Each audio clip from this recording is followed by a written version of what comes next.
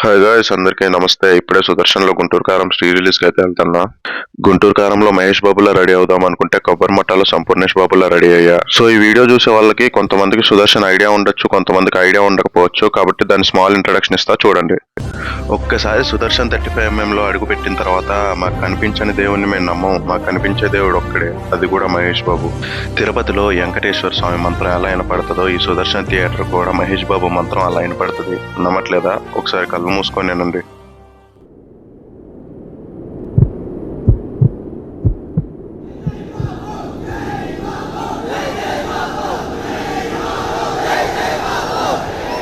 అలాంటి ఆ దేవుడికి కొబ్బరికాయ కొట్టి దిష్టి తీసి పాలాభిషేకం చేసి లోపలికి అడుగు పెడతాం. అయినా మనుషుల్ని కాపాడేవాడు దేవుడైతే 2500 చిన్న పిల్లల ప్రాణాలని కాపాడిన మహేష్ బాబు కూడా దేవుడే. దేవుడు స్వామి. అలాంటి దేవుడికి థియేటర్లోకి వెళ్ళాక జాతర చేస్తాం. సో అదన్న మొత్తానికి పొద్దున్నే లేచి కాలేజీకి వెళ్ళి కాలేజ్ నుంచి సీదా థియేటర్కి వెళ్ళిపోయినాం. నేను మా దోస్తుగాడు ఎట్టనో థియేటర్ ముంగట మహేష్ బాబు ఫ్యాన్స్ దుమ్ము లేపుతారు కాబట్టి ముందు జాగ్రత్త కోసం మాస్క్ పెట్టుకుని వెళ్ళాము. ఇక చెల్, నేను చెప్పిన మాటలు విన్నారు కదా, ఇక వీడియోలోకి వెళ్ళిపోండి.